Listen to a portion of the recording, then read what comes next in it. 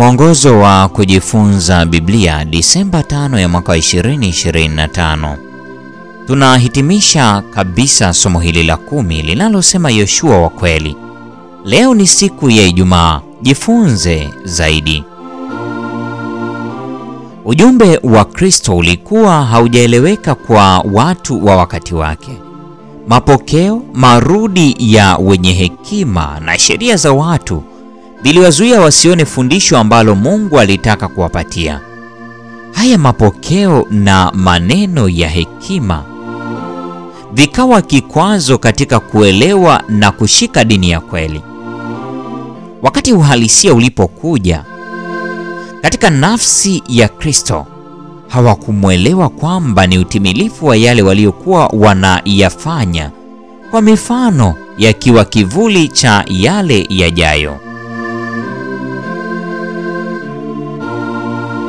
Walimkataa yeye aliye halisi na kushikilia vile vielelezo na huduma ambazo kazi yake ilikuwa imekwisha.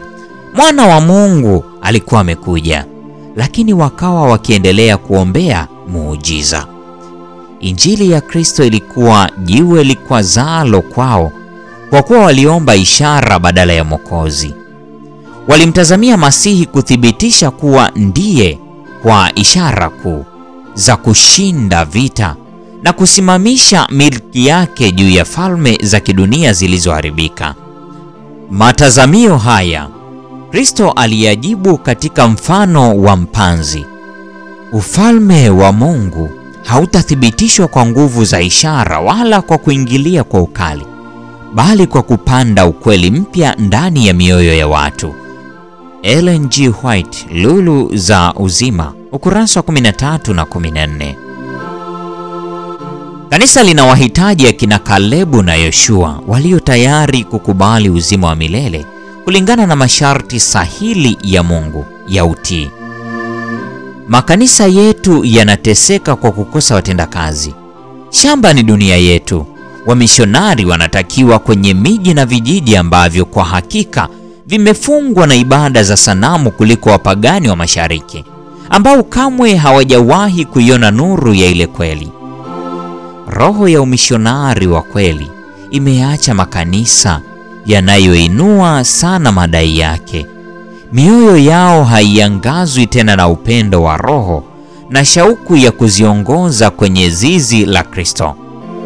Tunahitaji watendakazi wa dhati. Je, hawapo wa kuitikia kilio kinachopaa kutoka katika kila kona? Njoo utusaidie.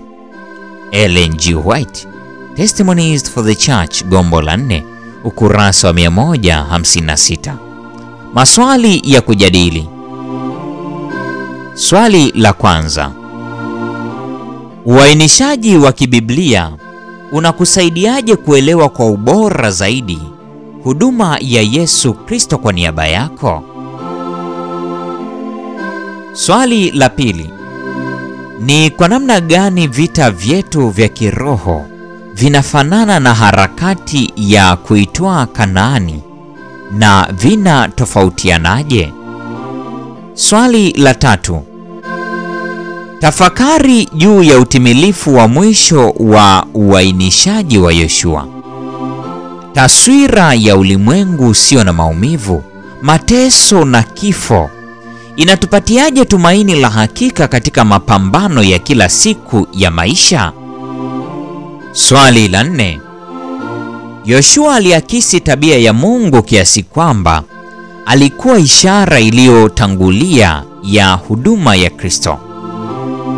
Ni kwa namna gani unaweza kivitendo kumruhusu Yesu aiakisi tabia yake kwako kikamilifu?